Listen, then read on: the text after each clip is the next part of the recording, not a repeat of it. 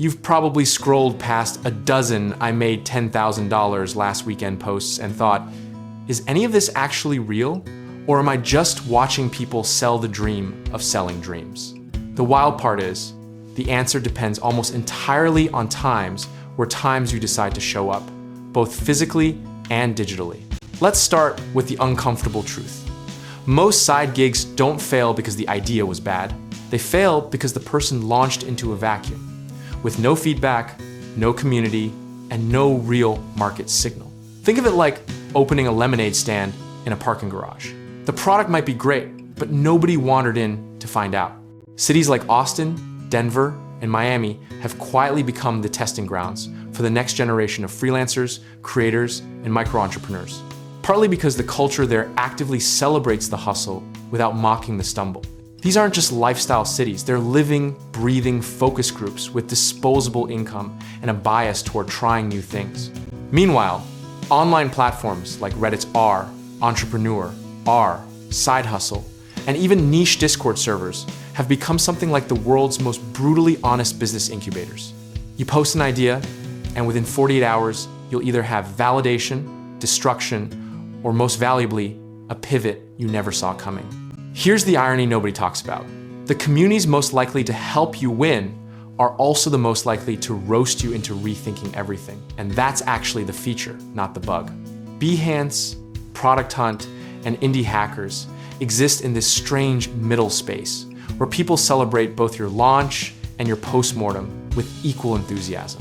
Historically, every economic shift, the dot-com boom, the gig economy explosion of 2012, the pandemic creator surge produced a new wave of platforms and cities that became the epicenters of early adoption. San Francisco didn't birth every tech startup because of magic. It birthed them because the density of curious, funded, risk-tolerant people created a feedback loop that was nearly impossible to replicate anywhere else. Now, the interesting behavioral thing happening right now is that density is no longer geographic, it's algorithmic. TikTok's creator ecosystem, Twitter/X's builder community, and LinkedIn's B2B hustle culture have each created their own micro-cities where the right idea, positioned correctly, can get 1,000 data points in 72 hours for free. Here's where people get it wrong though. They treat these platforms like megaphones when they should be treating them like laboratories. The cities and communities that produce the most profitable side gigs are the ones where you times listen, times first, post second, and only sell third. Let's talk about the misconception that you need to be in a major metro or have a massive following to validate a profitable side gig, because that is simply not true. And the data is embarrassing to the contrary. Some of the most consistently profitable micro businesses in the last 5 years launched out of mid-sized cities like Boise, Chattanooga, and Columbus, where lower cost of living created a longer runway to experiment without the pressure of a $3,000 monthly rent looming over every decision. The practical lesson here is almost offensively simple. Find the community where your target customer already hangs out. Lurk for 2 weeks, then offer something that solves the complaint you saw posted the most. That's not strategy, that's just paying attention, which turns out to be the rarest skill in the entire entrepreneurship space.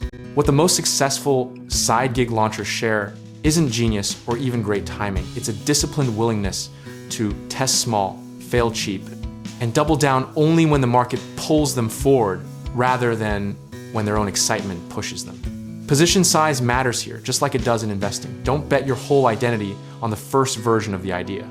There's something almost philosophical about the fact that the best city for your side gig might be a subreddit with 40,000 members, or a Facebook group for a hyper-specific hobby, or a 3-block radius in a mid-sized downtown where foot traffic meets a gap in the market.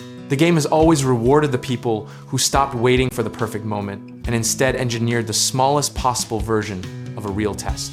At the end of the day, discipline, consistency, and right-sizing your risk will outlast any trend, any platform algorithm change, and any economic cycle that tries to shake your confidence loose. The side gig that wins isn't always the flashiest one. It's the one still standing after the founder stopped being emotional about it and started being systematic.